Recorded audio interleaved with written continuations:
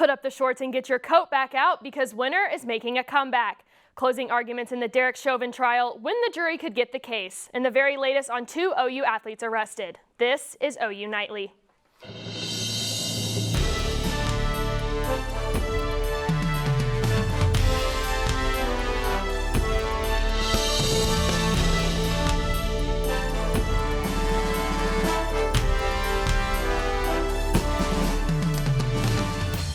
Thanks for joining us for OU Nightly. I'm Kaitlyn Deggs. And I'm Abbi Bennett. We begin tonight with a big change in the weather. The calendar says spring, but we are in for a major dose of winter weather. Nash Rhodes joins us with a first look at our forecast. Yeah, that's right, guys. I mean, if you've stepped out the door today, you probably noticed temperatures are very warm. It was actually beautiful outside. Hardly any clouds out there right now, but things can quickly change in Oklahoma. And as we take a look 36 hours into the future, these are the future wind chills. 28 degrees out your door Wednesday morning here in Oklahoma City, 27 here in Norman. When you factor in those winds out of the north, things are going to get cold. And for this very reason, we have lots of watches and warnings across the state. These are freeze watches and warnings. They don't include the extreme southeastern portion of Oklahoma, but they do really include most of the state here for Tuesday night into early Wednesday morning. So if you have any plants outdoor, bring them in tonight, if not for tomorrow. Meanwhile, further to the northwest, we do have freeze warnings in effect. These do include Woodward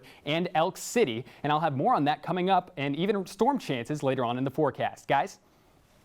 2 OU football players have been suspended indefinitely pending the outcome of an ongoing investigation of an alleged robbery last Thursday evening. Arata has the story. Just minutes from right here at OU, at an off-campus student apartment complex, the Norman PD responded to a call of a robbery involving a firearm. The Norman Police Department released audio from the call where you can hear the victim in distress. Norman 911, what's the address of your emergency? Please help me. Please. It's soft.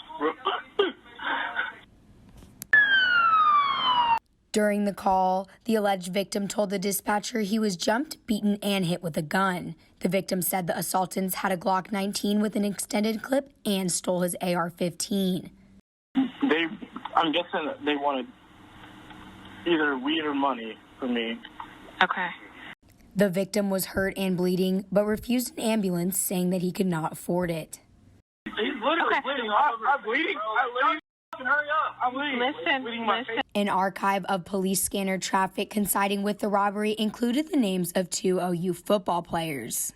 Sophomore wide receiver Trajan Bridges and freshman running back Seth McGowan. A third person of interest has also been identified by Norman Police. As of now, arrests have yet to be made as the Norman Police Department continues to investigate. I'm Arata, OU Nightly. OU's athletic department says that they are aware and monitoring the situation closely, but have no other information to share at the time. Today marks 26 years since the bombing of the Alfred P. Murrah building in Oklahoma City, and the city came together this morning to remember the lives lost. The ceremony included 168 seconds of silence, 1 second for each of the victims. U.S. Attorney General Merrick Garland spoke at the remembrance ceremony and warned about the current danger of domestic terrorism. It is now 26 years since the bombing. And it is as surprising to me as it is to you that I am now the Attorney General of the United States. Although many years have passed, the terror perpetrated by people like Timothy McVeigh is still with us. McVeigh was executed by lethal injection in 2001. His co-conspirator Terry Nichols is serving life in prison. And as the years go by, the city continues to remember the tragedy that took the lives of so many on this day back in 1995.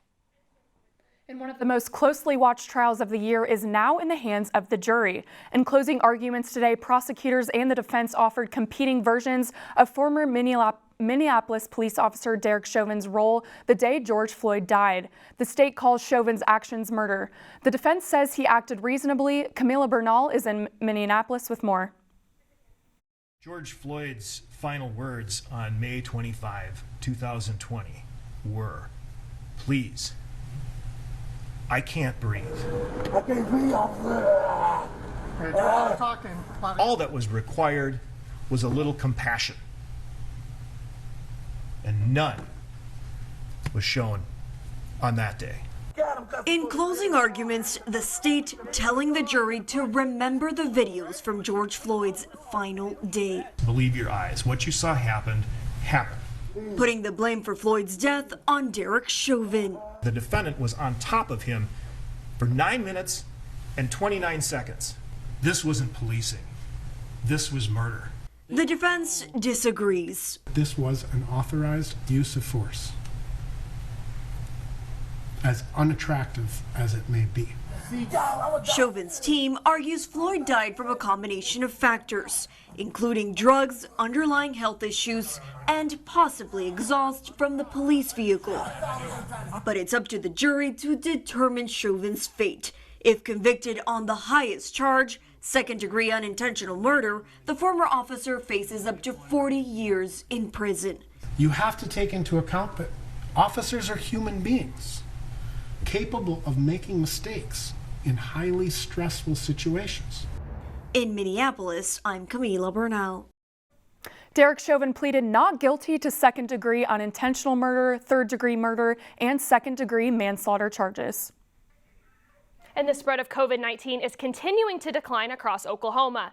The Oklahoma State Department of Health is reporting under 200 new cases of the coronavirus today. This latest increase brings the state's total active cases to just over 10,000. The state death count, according to the CDC, currently stands at just over 8,000. And a former detective is under arrest after a shooting in Texas. Kolby Terrell has that story and the rest of today's headlines from around the world.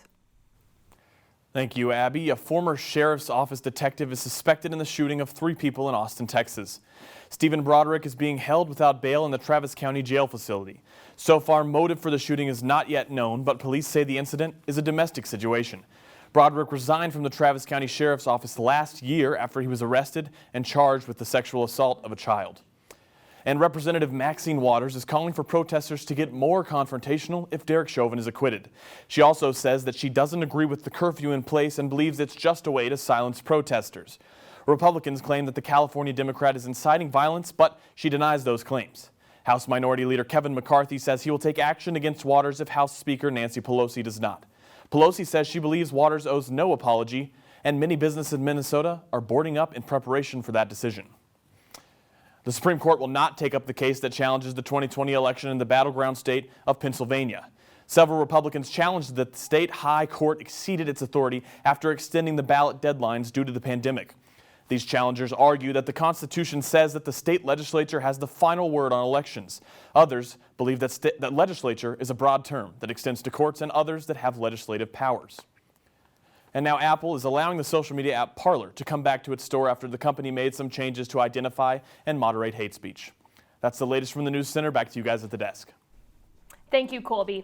And coming up, an OU department is using this week to celebrate the environment. We'll have more on what they have planned and how you can participate when we return. Plus, a super typhoon forces a Southeast Asian country to evacuate hundreds of thousands of people. Find out the impact of the storm straight ahead on OU Nightly.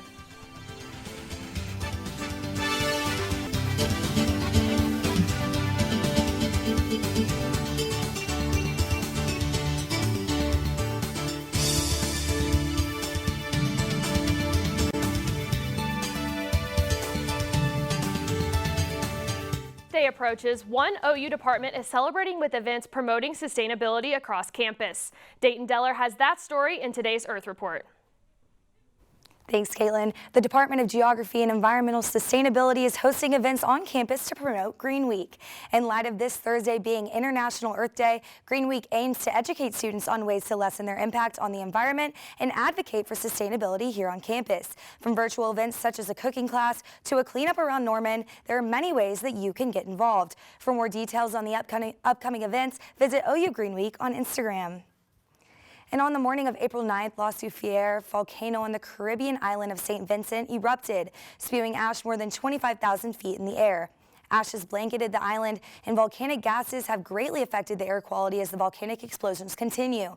The European Union's Climate Change Service has said that sulfur dioxide emissions from the volcano have reached India and will continue to spread as the volcano carries on. And the first super typhoon of the season brought intense winds and huge waves to the eastern Philippines this weekend. Typhoon Surigay surged in intensity from what was once a Category 1 storm on Friday to becoming a Category 5 on Saturday, with winds estimated at 190 miles per hour. And the storm made history as the strongest tropical cyclone for the month of April. And that is the latest news for today's Earth Report. Back to you guys. Thank you, Deyton. And some colleges will require students to get the COVID-19 vaccine before they come back to campus in the fall. Stay with us to hear more on the colleges requiring the shot.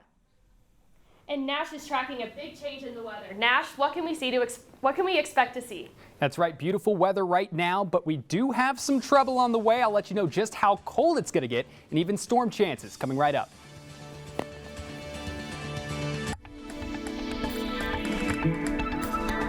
Welcome back to OU Nightly. Here's a live look at downtown Oklahoma City on what has just been a beautiful Monday afternoon. Nothing but really mostly clear skies out there. We had completely clear skies this morning, but we're starting to see a few fair weather cumulus clouds develop out there, which signify really no rainfall in our immediate future, and that will be the case, especially for tonight. But as we take a look at what we're dealing with right now, temperatures in the upper 70s across the board, 73 here in Oklahoma City. We're a little bit cooler than areas maybe further to the west, like we'll see here on our current temperatures. 74 out there in Elk City, Lawton at 75 degrees. As you look up in the Panhandle, look at this, Guyman and Woodward down to 61 and 68 degrees right now with those winds out of the north instead of out of the southwest. And the reason for that is we do have our next weather maker on the way. It is this cold front. As we take a look at our lows tonight, that front, as we'll go into in just a moment, is currently in southern Kansas. But tonight it will drop our temperatures down into the mid to lower 30s. Some places like Guyman down into the 20s, and paired with those light winds out of the north-northwest,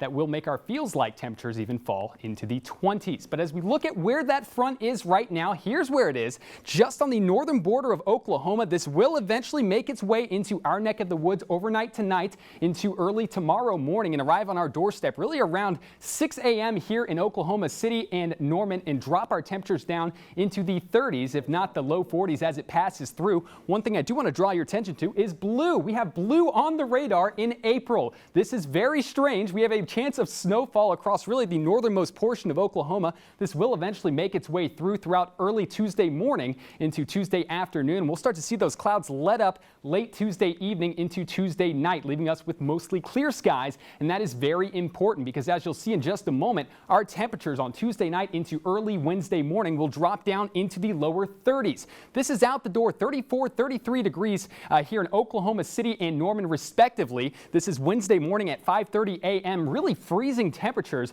which is very unusual. In fact, so unusual that we're actually 2 degrees at this current point in time below the record set back in 1966. It is very cold, record-breaking cold to be exact, and that is in the immediate forecast for Tuesday and Wednesday before we slowly start to rebound temperature-wise into the weekend. And look at this for the start to your upcoming work week, 83 degrees there on Monday. Now, one thing I do want to draw your attention to, though, is Friday. We have a chance of storms, and some of those could be on the stronger side, and I'll have more on that in just a moment. Back to you two at the desk. Thanks, Nash. As schools start finalizing plans for the fall semester, some colleges are announcing the COVID-19 vaccine will be a requirement for students in the fall. Ivy League colleges Yale and Columbia along are now requiring all students to get a COVID-19 shot. Around 35 colleges and universities are requiring COVID-19 vaccines this fall. There's no word yet on any requirements here at OU. And coming up, Katie Arata will have more on Sooner football, including a look at the upcoming spring game. Katie, what's the latest in the sports world? We'll have a look ahead into Saturday's red versus white matchup here in Norman. And Sooners softball was undefeated headed into their series against Texas. Is there still a donut in their loss column? Stick around, sports is next.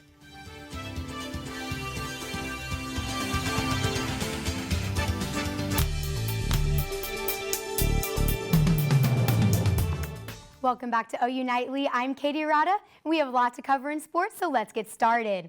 The final week of Oklahoma football spring practices has arrived, with the Sooners gearing up for their spring game at the Palace this Saturday.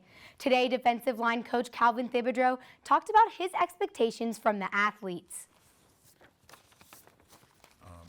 If you think about last year, these guys, you get these guys in December and you hope that they can go through spring ball and, have the off season, and they really didn't get that last year. So with them having a full off season, with them having spring ball, having a season under their belt, you really look for those guys to flourish. So I'm expecting big things from them. An Oklahoma women's gymnastic team found themselves on the wrong page of the record book Saturday. The 2021 Sooners became the second team in NCAA history to score over 198 in the final and lose the national championship. Michigan earned the national title with a score of 198.250, while OU scored 198.1625. In sticking to the mat, Oklahoma men's gymnastics team finished the 2021 NCAA team finals in second place on Saturday.